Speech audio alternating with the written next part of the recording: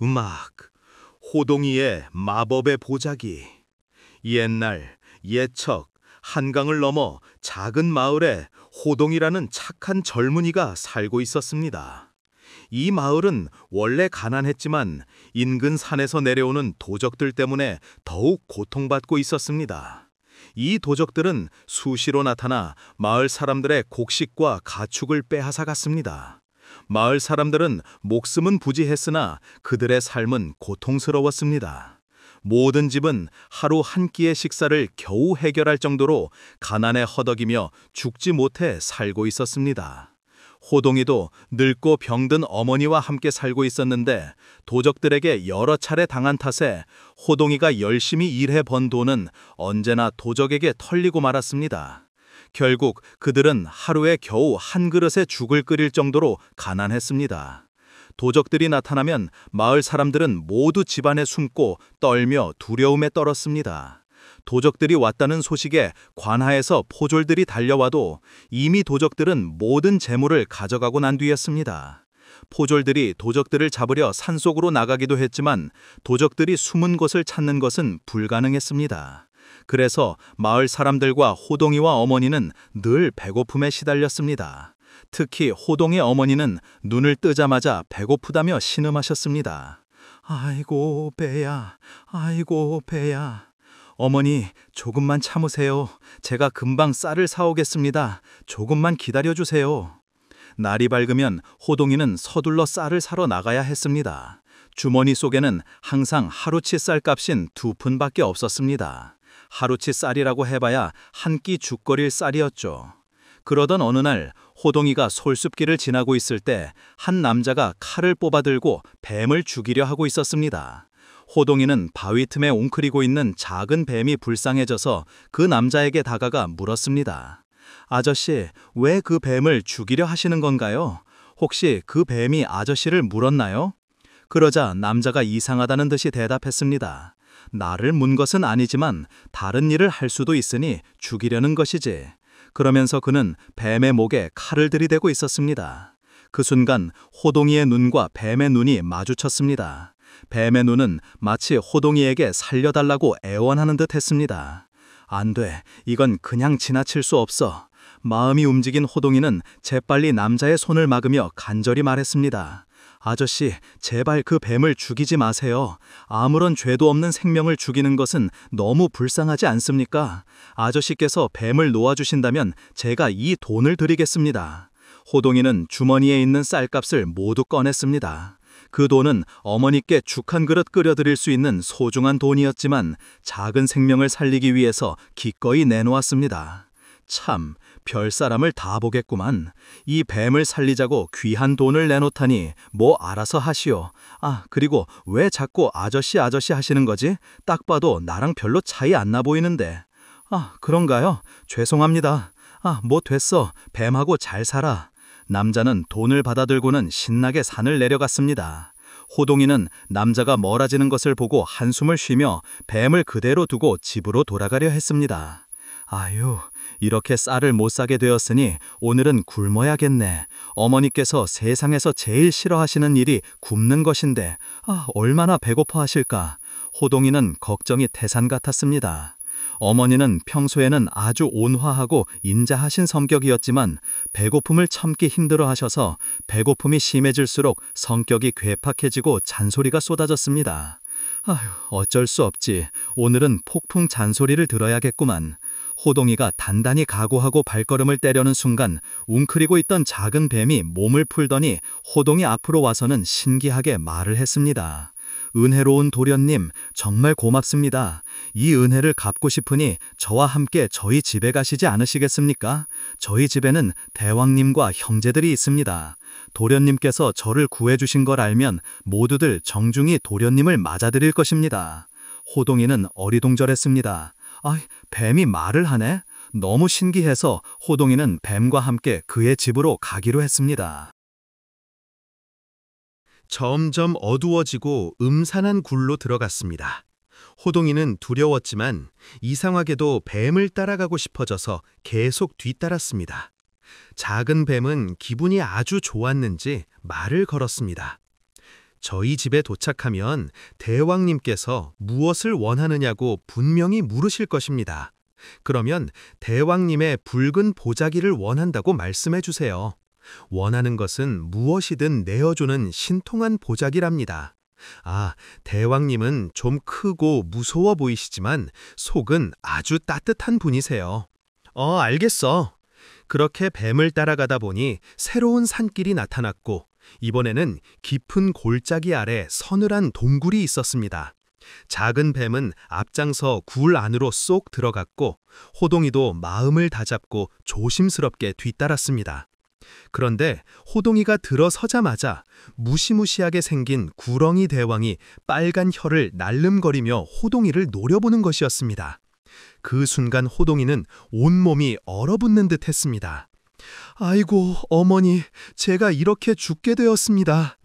하지만 그때 작은 뱀이 재빨리 호동이 앞을 가로막고 대왕에게 사건의 경위를 설명하기 시작했습니다. 대왕님, 이 도련님이 아니셨다면 저는 죽었을 것입니다. 소중한 쌀값까지 내주어 저를 구해주셨습니다. 그러자 구렁이 대왕은 험상궂은 표정을 풀고 부드러운 목소리로 말했습니다. 오, 우리 막내를 구해주셔서 정말 고맙습니다. 네, 이 은혜에 보답하고자 하니 그대가 원하는 것을 모두 주겠소. 무엇을 원하시오? 호동이는 작은 뱀이 했던 말을 떠올리며 떨리는 목소리로 대답했습니다. 저 대왕님의 붉은 보자기를 원합니다. 오, 붉은 보자기, 푸른 보자기가 아니라 붉은 보자기요. 알겠습니다. 아깝지만 드려야겠네. 구렁이 대왕은 기꺼이 그 붉은 보자기를 선물로 주었습니다. 그것은 화려한 비단에 용무늬가 수놓인 아름다운 보자기였습니다. 자, 잘 가시오. 그 보자기는 아마 큰 도움이 될 것이오. 맞습니다. 도련님, 잘 살펴가세요. 호동이는 뱀들에게 정중히 작별 인사를 하고 서둘러 그 동굴에서 빠져나왔습니다. 자신을 기다리고 있을 어머니를 생각하니 일각일초라도 지체할 수 없었습니다. 집으로 가는 길은 멀고도 멀었습니다. 작은 뱀과 함께 갈 때는 그렇게 느껴지지 않았는데 말입니다. 어느덧 해가 서산으로 기울고 있었습니다. 아이고, 벌써 해가 지네. 어디 잠시 쉴 곳이 없나? 그때 호동이의 눈에 작은 초가집이 보였습니다. 이 산속에 웬 집이 있지? 호동이는 고개를 갸우뚱하며 그 집에 가까이 다가갔습니다. 그 초가집에는 중년의 부인이 혼자 살고 있었습니다. 그런데 왠지 그 얼굴이 심술궂어 보였습니다. 어쨌든 호동이는 그 중년의 부인에게 하룻밤 묵어도 되겠냐고 물었고 부인은 호동이에게 흔쾌히 방을 내어주었습니다. 호동이는 너무 고마워서 보자기를 이용해 부인에게 맛있는 저녁상을 차려주기로 마음먹었습니다. 이게 될까? 보자기야, 세상에서 가장 맛있는 저녁상을 차려줘. 그러자 놀라운 일이 벌어졌습니다. 붉은 보자기가 휙 바람을 일으키더니 임금님 수라상보다 더 근사한 저녁상이 차려졌습니다. 닭고기, 돼지고기, 소고기, 생선구이, 각종 나물과 하얀 쌀밥까지. 호동이는 물론이고 부인의 눈도 휘둥그레졌습니다. 아이고, 이게 어찌된 일이요? 부인은 욕심이 생겼습니다. 눈을 번쩍이며 호동이를 바라보더니 갑자기 화난 듯 웃으며 말했습니다. 아이고, 도련님, 마침 제가 좋은 술도 있는데 이 음식이랑 같이 드시지요. 호동이는 정중히 사양했지만 부인이 간곡히 청하자 한 잔만 하기로 했습니다. 부인은 기뻐하며 술을 가져왔는데 그 술이 지독히 독했습니다. 부인은 호동이에게 그 술을 한 잔 따라주며 넌지시 말했습니다. 도련님, 나에게는 아주 신기한 보물이 있다오. 말만 하면 어디든지 날아가서 못된 놈들을 혼내주는 아주 신통한 돌멩이들이지. 그런데 나는 이제 늙어서 쓸 일이 없어. 도련님의 보자기와 바꾸면 어떻겠소? 아, 도련님은 아직 젊으니까 사람들과 싸울 일이 많을 거 아니야. 아마 돌멩이가 더 유용할 것이오. 호동이는 고개를 저었습니다. 아니요, 저 사람들과 싸우지 않아요. 태어나서 누구와도 싸워본 적이 없어요. 아이고, 그랬구나. 그러면 싸움을 못하겠네? 예, 그렇습니다. 그럼 싸움을 못하면 혹시 싸울 일이 생기면 두들겨 맞을 거 아니야? 얼마나 아프고 얼마나 서러운지 알아? 그러니까 돌멩이랑 보자기를 바꿔. 안 돼요. 이 보자기는 어머니의 밥상을 차려드리기 위해 꼭 필요한 것입니다. 호동이는 거절했지만 부인은 포기하지 않았습니다. 계속해서 술을 권하며 달콤한 말로 유혹했습니다. 호동이는 술에 약한 편이었기에 부인의 간곡한 청을 거절하기 어려워 조금씩 술을 마시다 보니 어느새 정신이 몽롱해졌습니다. 아유, 그래도 안 돼요. 아유, 머리야. 아유, 도련님, 그 보자 하나로는 기껏해야 밥상 차리는 것밖에 더 하겠어요. 하지만 내 돌멩이들이 있으면 나쁜 놈들 혼내주고 그들의 재물도 빼앗아 올 수 있으니 훨씬 유용할 것이요. 부인의 교묘한 말솜씨와 독한 술 때문에 호동이의 판단력이 흐려졌습니다. 결국 호동이는 부인의 꾸준한 설득에 넘어가서 보자기와 돌멩이 주머니를 바꾸고 말았습니다. 다음 날 아침 호동이가 맑은 정신으로 깨어나 보니 옆에는 붉은 보자기가 없고 돌멩이가 가득 들어있는 주머니만 있었습니다.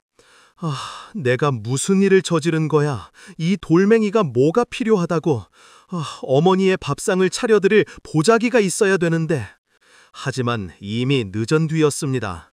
집주인 부인은 보자기를 들고 어디로 갔는지 집에는 호동이 말고는 아무도 없었습니다. 아유, 어떡하지? 어머니께서 기다리실 테니까 일단 가야겠다. 호동이는 돌멩이 주머니를 들고 무거운 마음으로 길을 떠났습니다. 그런데 얼마 가지 않아 날이 완전히 저물었습니다.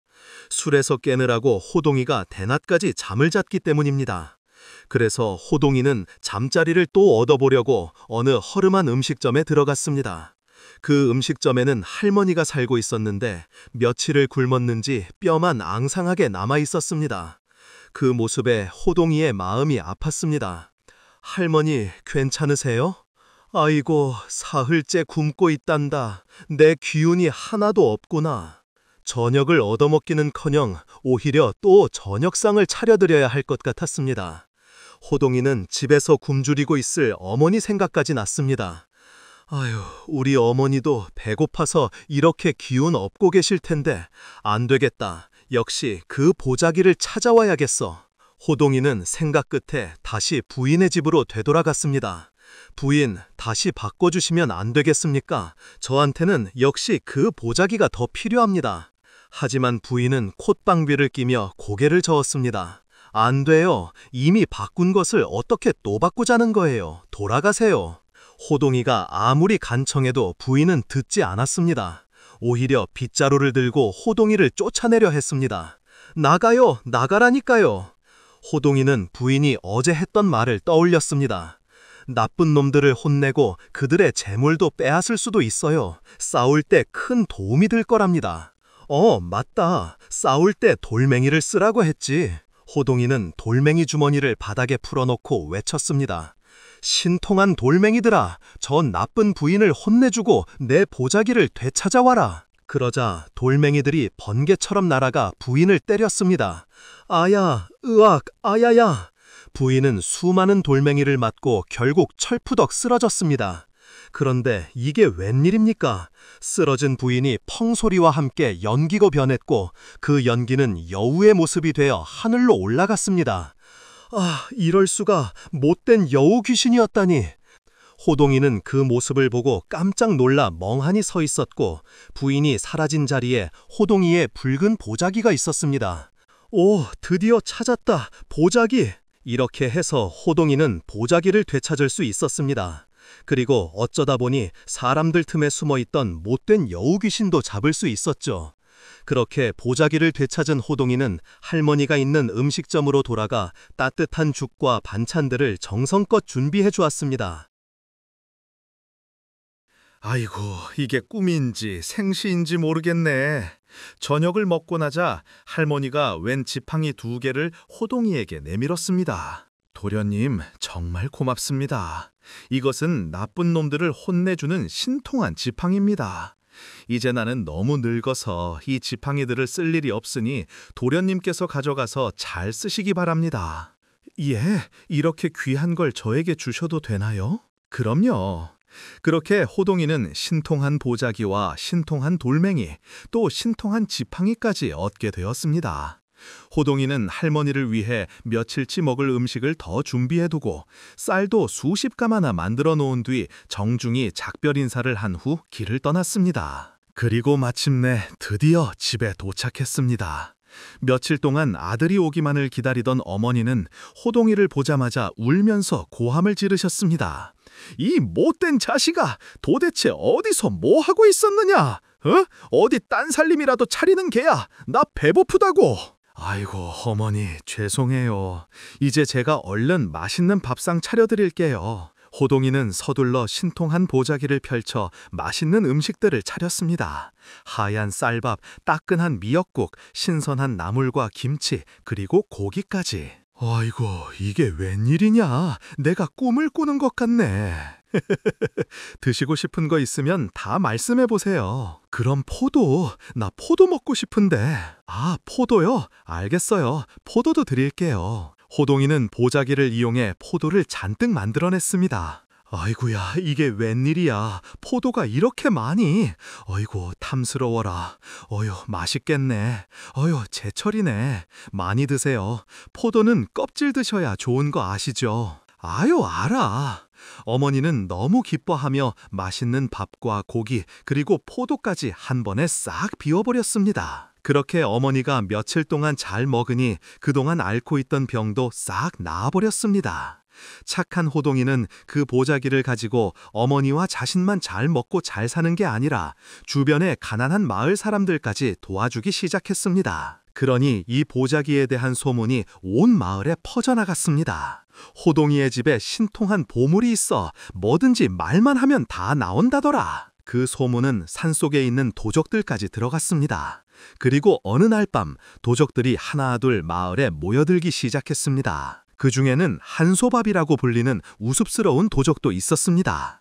이 도적은 항상 밥 생각만 하고 밥을 먹으면 한솥을 단번에 먹어치우는 바람에 그런 별명이 붙었죠. 그런데 또 밥은 많이 먹어도 힘이 없어서 담장을 넘다가 늘 넘어지고 떨어지기 일쑤였습니다. 야, 한소밥, 너 조용히 안 해? 왜 자꾸 넘어져? 아이고, 배고파서 힘이 없어요.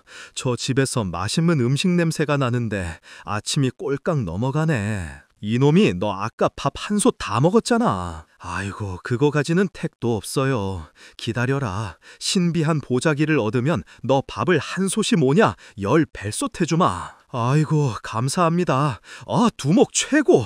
그럼 제가 이름을 한소밥 말고 백솥밥으로 바꿀게요. 어허, 아무리 그래도 성을 갈면 안 되지. 아유, 그건 그렇네요. 정말 말고 어서 담장을 넘자. 그렇게 도적들은 호동이의 집 마당으로 다 담장을 넘어 들어왔습니다. 저는 부엌부터 털게요. 한소밥이 역시나 언제나 그랬듯이 솥이 있는 부엌으로 달려들어갔습니다. 저놈 또 저러네. 두목은 칼을 빼들고 큰 소리로 외쳤습니다. 야, 호동 잃은 놈, 어서 나와봐라. 네가 숨기고 있는 신비한 보자기를 내놓지 않으면 우리들이 이 집을 박살내버릴 것이야. 그래, 순순히 내놓으면 목숨은 살려주마. 도적들은 마당에 있는 항아리를 깨트리고 울타리를 부수며 난동을 부렸습니다. 아이고, 그 썩을 도적놈들이 또 나타났다. 호동아, 어떡하니? 어머니는 무서워서 벌벌 떨고 있었습니다. 어머니, 걱정 마세요. 제가 해결하겠습니다. 도적 두목이 그런 호동이를 보고 말했습니다. 머리에 피도 안 마른 놈이 겁도 없이 나오는구나. 그래, 뭐 그 보자기를 내놔라. 그럴 수는 없습니다. 이 보자기는 우리 마을 사람들을 위해 써야 하거든요. 뭐야, 어이가 없구만. 그럼 내가 혼주를 내줘야겠어.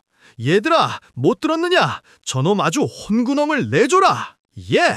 도적들이 일제히 호동이에게 달려들었습니다. 그 순간 호동이가 외쳤습니다. 신통한 지팡이들아, 저 나쁜 도적들을 혼내줘라. 그러자 지팡이 2개가 방 안에서 튀어나와 호동이에게 달려드는 도적들을 마구 때리기 시작했습니다. 으악! 아야야! 도적들은 갑자기 날아온 지팡이에 맞아 쓰러지고 대굴대굴 굴렀습니다. 아유, 아파! 으악! 아야야! 이게 뭐야? 저놈 이상한 요술을 쓰잖아! 모두 도망쳐! 도적 두목은 지팡이에 머리를 3개 맞고 너무 아파서 부하들에게 도망치라고 명령했습니다. 그러니 도적들은 모두 담장을 넘어 도망치려고 했습니다. 그때 호동이가 또 외쳤습니다. 신통한 돌멩이들아, 날아가서 도적들을 물리쳐라. 그러자 방 안에 있던 돌멩이들이 총알처럼 날아가 담장을 넘고 있는 도적들의 머리와 엉덩이를 때렸습니다. 으악! 아유 내 엉덩이! 아유 내 머리! 아유 어리야! 도적들은 그렇게 담장을 넘다가 다시 마당으로 떨어졌습니다. 부엌에 숨어서 솥을 뒤지고 있던 한솥밥도 날아온 돌멩이의 머리를 맞고 그대로 앞에 쓰러져 버렸습니다. 도적 두목도 결국 정신을 잃고 쓰러지고 말았습니다. 잠시 후 호동이의 마당에는 기절한 도적들이 뒹굴고 있었습니다. 호동이는 집에 있던 새끼줄로 도적들을 모두 꽁꽁 묶어버렸습니다. 이제 관아에 신고를 해야겠어. 드디어 이 도적들을 잡았구나. 호동이는 마을 촌장님과 함께 관아로 달려가서 사또에게 도적대를 다 잡았다고 알렸습니다. 사또는 깜짝 놀라며 말했습니다. 정말이냐? 그 악질 도적대를 네가 잡았다고? 허허, 어떻게 그런 일이 가능하단 말이냐? 사또, 하늘이 도우신 덕분입니다. 사또의 명에 호졸들이 호동이의 집으로 달려가 보니 정말로 도적들이 모두 묶여 있었습니다. 도적들은 관아로 끌려가서 엄중한 처벌을 받았고 그동안 그들이 훔친 재물도 모두 마을 사람들에게 돌려주어졌습니다. 호동이에게 큰 상을 내렸습니다. 호동아, 네가 마을의 오랜 골칫거리를 해결해 주었구나. 이 상을 내리니 받거라. 마을 사람들은 호동이를 영웅이라며 떠받들었습니다. 그동안 도적대 때문에 밤잠을 설치던 사람들이 이제야 편안히 잠들 수 있게 되었습니다. 호동이는 사또에게 받은 상금과 신통한 보자기를 이용해 마을 사람들을 도왔습니다. 굶주린 집에는 맛있는 음식과 쌀을 만들어주고 헐벗은 사람들에게는 따뜻한 옷을 만들어 주었습니다. 병든 사람이 있으면 약재를 구해다 주고 집이 낡은 사람들에게는 목재와 기화를 마련해 주었습니다. 처음에는 혼자 도왔지만 점점 마을 사람들도 서로 도우며 힘을 합치게 되었습니다. 도적대의 위협이 사라지자 사람들은 안심하고 농사를 짓고 살 수 있었고 장사꾼들도 다시 마을에 드나들기 시작했습니다. 몇 년이 지나자 가난하고 을신년스럽던 마을은 부유하고 평화로운 마을로 변했습니다. 아이들의 웃음소리가 끊이지 않았고 어른들은 서로 인사를 나누며 정겹게 지냈습니다. 그리고 호동이가 구해준 그 작은 뱀은 가끔 호동이의 집안 마당에 나타나 고개를 꾸벅 인사하고 사라지곤 했습니다. 아마도 자신을 구해준 은혜를 잊지 않고 있는 모양이었습니다. 이렇게 하여 호동이는 작은 생명을 구한 선행으로 큰 복을 받고 그 복을 사람들과 나누며 행복하게 잘 살았다고 합니다. 드라마틱하고 긴장감 넘치는 톤으로 이야기의 전개에 따라 감정의 변화를 잘 전달합니다. 느리고 신중한 속도로 시작하여 긴장감이 고조되는 부분에서는 빠른 속도로 읽어 청중의 몰입을 유도합니다. 그런데 석동이가 바로 연못 옆을 지날 때였습니다. 어디선가 아름다운 노랫소리가 들려오기 시작했습니다. 달빛이 흐르는 다리를 건너 바람 부는 깊은 숲을 지나 뭐야? 깊은 산속에서 누가 야밤에 노래를 부르지? 석동이는 이리저리 살피다가 연못으로 눈을 돌렸습니다. 그런데 이게 웬일입니까? 소나무 그늘에 가려 잘 보이지는 않았지만 분명 연못에서 아름다운 소녀가 목욕을 하며 노래를 부르고 있었습니다. 으쌰라쌰 때가 밀려간다. 석동이는 연못 가까이 다가가 나무 뒤에 숨고는 자세히 보았습니다. 하늘에서 내려온 선녀 같은 소녀였는데 놀랍게도 허리 아래 부분이 커다란 우렁이 껍데기 속에 들어가 있었습니다. 응? 뭐야? 석동이는 입을 다물지 못했습니다. 그런데 하필이면 그때 황소도 놀랐는지 갑자기 울음을 터뜨렸습니다. 갑작스러운 소울음 소리에 깜짝 놀란 우렁이 소녀는 순식간에 물속으로 사라져버렸습니다. 우와, 우렁이 귀신이다! 석동이는 너무 놀라서 불이 나게 산을 내려갔습니다. 여봐요, 마을 사람들, 제가 지금 뭘 보고 왔는 줄 아세요?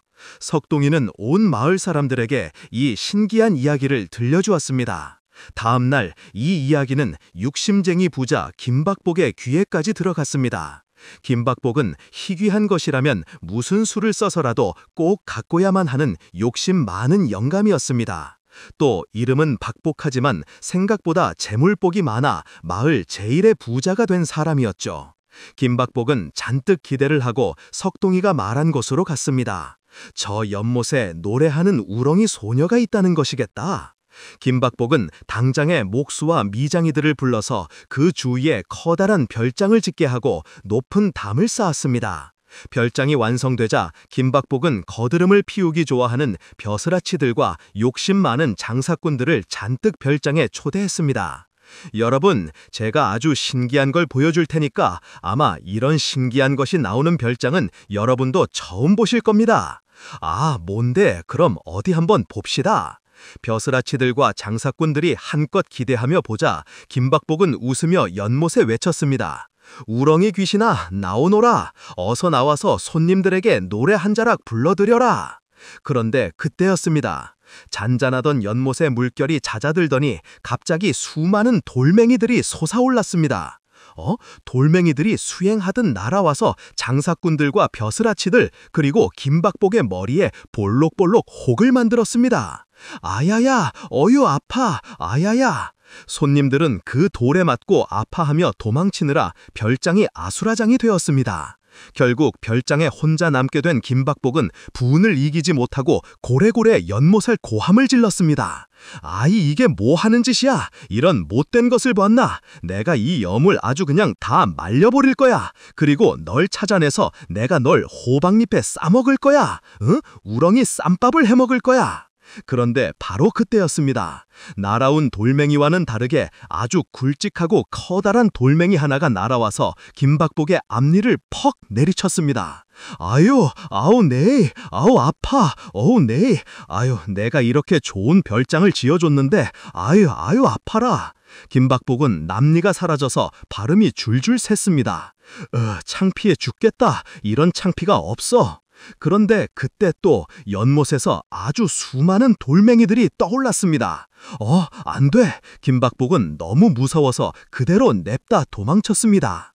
그 뒤로 김박복은 2번 다시 별장을 찾지 않았고 별장은 폐허가 되어버렸습니다. 그런데 그로부터 몇 년 후 나라의 장군 중의 장군, 용맹하기로 유명한 대장군 오덕해가 군대를 이끌고 이 마을에 와서 우렁이 귀신에 대한 이야기를 듣게 되었습니다. 그 김박복인지 말복인지 하는 부자 영감의 간이 아주 콩할만한가 보구만. 아, 그렇게 한 번 당했다고 꽁지 빠지게 도망을 치다니 말이야. 아무리 우렁이 귀신이라 해도 나 대장군 오덕해, 나의 명령은 거역하지 못할 것이야. 오덕해 장군은 바로 군사들을 시켜서 별장을 수리하고 손님들의 초대에 술자리를 열었습니다. 그리고는 연못에 대고 우렁차게 외쳤습니다. 나 오덕해 대장군의 명령이다. 우렁이 귀신아, 어서 나와서 노래를 불러라. 그런데 그때였습니다. 갑자기 폭포의 물줄기가 뚝 멈췄습니다. 보시오, 이제 곧 우렁이 귀신이 노래를 시작하려나 봅니다. 저 우렁이 귀신도 나를 어떻게, 대장군은 무섭나 보지. 오, 정말인가? 모두가 기대하며 귀를 쫑긋 세웠는데 갑자기 뚜껑을 열었던 물줄기가 화살처럼 손님들을 향해 날아왔습니다. 물화살이다. 이게 뭐야? 물화살은 날카로운 모습으로 손님들에게 와서 박혔는데 워낙 빠르게 날아온지라 그 통증이 엄청났습니다. 으아, 아우, 내 갈비뼈, 부러졌나 봐. 물화살에 맞은 손님들이 비명을 질러댔습니다. 결국 손님들은 계속되는 물화살을 피해서 살려라! 도망쳤습니다. 그러니 대장군은 인상을 찌푸리고 연못을 향해 외쳤습니다. 내 인연, 감히 이게 무슨 짓이냐? 우렁이 귀신 내년이 정녕 죽고 싶은 개로구나. 오덕해 장군이 이전보다 더 우렁차게 소리를 질렀습니다. 그런데 그때 2줄기의 물화살이 순식간에 오덕해 장군에게 날아왔습니다. 그리고 기세등등하던 장군의 콧구멍에 그대로 물화살이 꽂혔습니다. 장군은 코에 잔뜩 물이 들어가서 하며 고통스러워하다가 대굴대굴 구르다가 그만 기절해버렸습니다. 아이고, 우리 오덕해 장군이 어떡하지? 어떡하긴 뭘 어떡해. 빨리 장군 모시고 도망치자고. 오덕해 장군의 충직한 군사들은 어찌어찌 장군을 업고 빠져나갔습니다. 그렇게 망신을 당한 장군도 다시는 별장을 찾지 않았습니다. 그 뒤로 별장문은 다시 굳게 닫히고 말았습니다. 그로부터 또 몇 년이 지난 어느 날 피리 부는 소년 바람돌이가 별장 옆을 지나게 되었습니다. 이런 곳에 이렇게 아름다운 연못이 있다니? 오, 이거 피리 불기 딱 좋은데? 바람돌이는 연못에 앉아서 피리를 불기 시작했습니다. 바람돌이의 피리 소리는 바람을 타고 울려 퍼졌습니다. 왠지 모를 황홀한 기분에 휩싸인 바람돌이는 매일매일 별장에서 피리를 불렀습니다. 그렇게 며칠이 지난 어느 날 둥근 달이 연못을 밝게 비추는 밤이었습니다. 바람돌이가 피리를 불기 시작하자 갑자기 연못의 물이 동그랗게 원을 그리며 흩어졌습니다. 그러더니 아름다운 우렁이 소녀가 물 위로 떠올라서 바람돌이의 피리 소리에 맞춰 노래를 부르기 시작했습니다. 카피카피룸, 카피카피룸. 바람돌이의 피리 소리와 우렁이 소녀의 노래가 아름답게 어우러졌습니다. 바람돌이가 피리를 멈추자 우렁이 소녀도 노래를 멈추고 말했습니다. 저는 오랫동안 이 연못에서 홀로 살아왔습니다. 여기는 너무 외롭고 쓸쓸했죠. 그런데 그동안 몇몇 사람들이 와서 저를 구경거리로 만들려고 했어요. 우렁이 소녀의 눈에는 깊은 슬픔이 어려 있었습니다. 하지만 당신의 피리 소리는 달라요. 마음에서 울려나오는 진정한 음악이에요. 부디 저를 데려가 주세요. 당신의 피리 소리에 맞춰 평생 노래 부르며 살고 싶어요.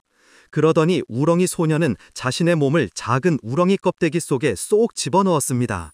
이렇게 하면 언제나 당신과 함께 다닐 수 있을 거예요. 정말 괜찮겠어요?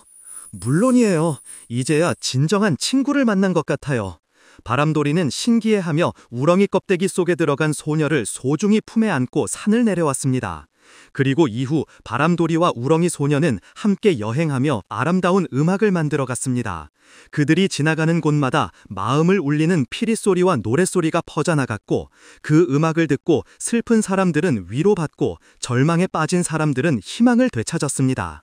사람들은 그들을 음악의 요정들이라고 불렀습니다. 몇 년 후 바람돌이와 우렁이 소녀는 다시 그 높은 산의 연못을 찾아갔습니다. 여기가 우리가 처음 만난 곳이네요. 당신을 만나 함께 멋진 노래를 만들 수 있어서 정말 행복했어요. 자, 우리 또 한번 해봅시다. 좋아요. 두 사람이 연못 앞에 앉아 연주를 시작하고 노래를 시작하자 갑자기 연못 전체가 환한 빛으로 감싸졌습니다. 빛이 사라지자 연못가에는 아름다운 꽃들이 활짝 피어 있었죠. 이제 이곳은 더 이상 외로운 곳이 아니네요. 우리의 사랑으로 가득한 곳이 되었어요. 두 사람은 연못가의 아름다운 꽃들처럼 활짝 웃었습니다. 그리고 그 후로 마을에서 바람돌이와 우렁이 소녀를 본 사람은 아무도 없었다고 합니다. 하지만 지금까지도 그 연못에서는 여전히 아름다운 음악 소리와 노랫소리가 들려온다고 합니다. 옛날 아주 부지런하고 마음씨 착한 농부가 살고 있었습니다. 어느 날 이 농부는 밭에 심은 무를 수확했습니다. 무는 무럭무럭 자랐고 가을이 되어 농부는 무를 뽑았습니다. 그런데 그 중에서 아주 크고 잘생긴 무가 하나 있었습니다. 이야, 이렇게 크고 잘생긴 무를 내가 혼자 먹을 수는 없지. 이 존경하는 사또님께 가져다 드리자. 농부는 크고 잘생긴 무를 짊어지고 사또를 찾아갔습니다. 사또님, 이 무를 드리려고 가지고 왔습니다. 아니, 이걸 왜 나에게 가져왔느냐? 보십시오, 사또님. 이 무가 아주 커다랗고 잘생기지 않았습니까? 우리 사또님이 아주 키가 크시고 잘생기셨으니까 이 무는 사또님 같은 분이 드셔야죠. 그러자 사또는 입을 쩍 벌렸습니다. 하하하, 아이고 고맙구나. 이렇게 잘 키운 무를 나에게 주다니. 여봐라, 요즘 들어온 것 중에 가장 귀한 것을 가지고 나오라. 잠시 후 이방이 아주 잘생긴 송아지를 끌고 나왔습니다. 오, 송아지로구나. 잘 되었다. 너는 이 송아지를 데리고 가서 잘 키우고 큰 소로 만들어서 그 소로 농사를 잘 짓도록 해라. 그리고 이렇게 크고 잘생긴 무를 많이 만들도록 알겠느냐? 아유, 사또님 감사합니다. 그렇게 농부는 무 하나를 바치고 아주 잘생기고 훌륭한 송아지를 얻었습니다. 그러니 소문이 온 마을에 자자하게 퍼졌지요. 사또한테 물을 바치고 송아지를 얻었다는구만. 뭐? 그게 황금무라도 돼? 아니, 그냥 먹는 무라던데 그게 정말이야? 이야, 뭐 그런 경우가 다 있어. 이 소문을 이웃에 사는 욕심쟁이 농부도 들었습니다. 뭐? 물을 바치고 송아지를 얻어왔다고? 야, 그러면 송아지를 바치면 뭘 주는 거야? 이거 금덩이라도 주는 거 아니야? 좋아, 해보자. 다음 날 욕심쟁이 농부는 자신이 키우는 아주 잘생긴 송아지 한 마리를 끌고 가서 사또 앞에 내놓으며 말했습니다. 제가 말이죠, 이렇게 잘생긴 송아지를 기르게 된 것도 다 우리 사또인 덕입니다. 이 송아지를 사또께 바치겠습니다. 그러니 사또는 몹시 기뻐하며 말했습니다. 참으로 고맙구나. 나도 보답을 해야 됐지. 이방, 이번에 들어온 것들 중에서 가장 좋은 것을 이 농부에게 선물로 주게. 예, 알겠습니다, 사또님. 잠시 후 이방이 가져온 것은 아주 잘생기고 큰 무였습니다. 욕심쟁이 농부는 송아지를 바치고 물을 선물로 받아 터덜터덜 힘없이 돌아가야 했습니다. 빨자쌤, 오늘의 이야기는 여기까지입니다. 지금부터는 하루의 피로를 풀고 마음의 안정을 찾기 위해 간단한 호흡법을 함께 해볼까요? 먼저 편안하게 앉거나 누워주세요. 천천히 눈을 감고 깊게 숨을 들이마십니다. 천천히 가능한 한 많은 공기가 뱃속에 가득 차도록 해주세요. 그 다음 천천히 숨을 내쉽니다. 내쉬는 동안 오늘의 모든 걱정과 스트레스가 함께 흘러나간다고 상상해 보세요. 한 번 더 깊게 숨을 들이마시고 내쉴 때는 몸의 긴장이 풀리도록 더욱 천천히 내쉽니다. 이렇게 호흡을 몇 번 반복하시면서 몸과 마음이 점점 더 편안해지는 걸 느껴보세요. 이제 하루를 마무리할 시간입니다. 오늘의 모든 것을 내려놓고 편안한 마음으로 내일을 맞이할 준비를 하세요. 좋은 꿈 꾸시고 내일 더 상쾌한 마음으로 다시 새로운 하루를 시작하시기 바랍니다. 오늘도 저의 이야기를 들어주셔서 감사합니다. 꿀잠님들 모두 잘 자셈.